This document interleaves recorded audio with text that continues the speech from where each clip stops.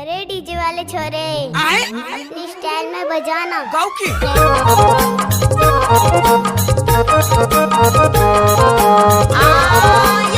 आप सुन रहे हैं देवा मरकाम का मिक्स किया हुआ गाना।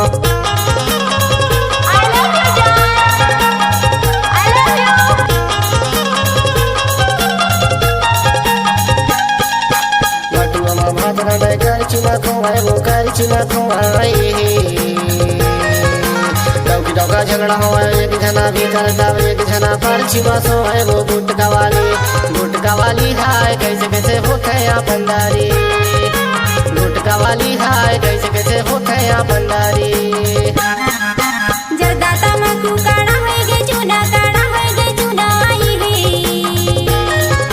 डोकरा मागूर बदे डोकरी माडूना चिलुम झारी ए चिलुम झारी का कैसे कैसे होता है बंदारी ए चिलुम झारी का कैसे कैसे होता है बंदारी। अगर किसी भी गाने को मिक्स करना है तो देवा मरकाम का बाया हाथ का खेल है। मिक्स बाय डीजे देवा बाबू हरा टोला वाले। कैसे कर फंस रे कैसे कर फंस टाइम लगते है ना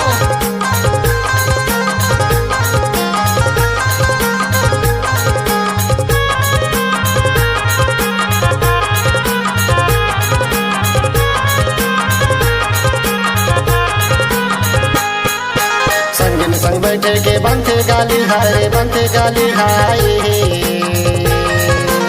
एकर कारण पीता गंजा काली हाय गुटका वाली हाय कैसे कैसे होते हैं बंदारी गुटका वाली हाय कैसे कैसे होते हैं बंदारी। दोस्त नए नए गाने सुनने के लिए हमारे YouTube चैनल को सब्सक्राइब करें और बेल आइकन को दबाएं।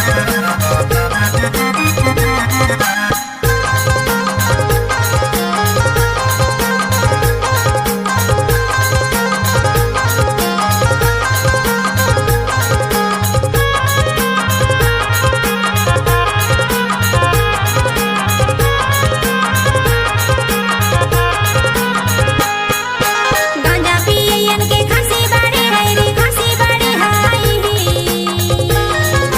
सांस चली दाऊ अंदर से है चिलुम झारी ए चिलुम झारी का कैसे कैसे होता है बंदारी ए चिलुम झारी का कैसे कैसे होता है बंदारी।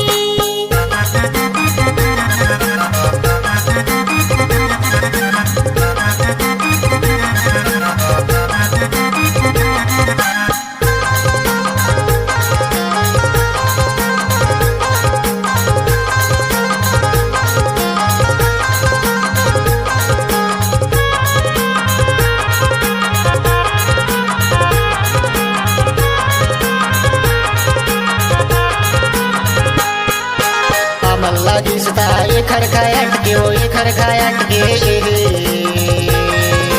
पूरा देखा नोट धीरे के सट के वो गुटका वाली हाय कैसे कैसे हो तो बंदारी गुटका वाली हाय कैसे कैसे हो तो बंदारी बटुआ मामा तरा मैं कर चुमा खोए डौका झगड़ा हो एक जना भी करता एक जना पर छिमा सो है वो गुटका वाली हाय कैसे कैसे होते हैं बंदारी गुटका वाली हाय कैसे कैसे होते हैं बंदारी। जर्दा तमकू काड़ा होएगे चूना आई है डोकरा मागूर बदे डोकरी माडूना चिलुम झारी ए चिलुम झारी का कैसे कैसे होता है बंदारी ए चिलुम झारी का कैसे कैसे होता है बंदारी। गुटका वाली हाय कैसे कैसे हो तो बंदारी।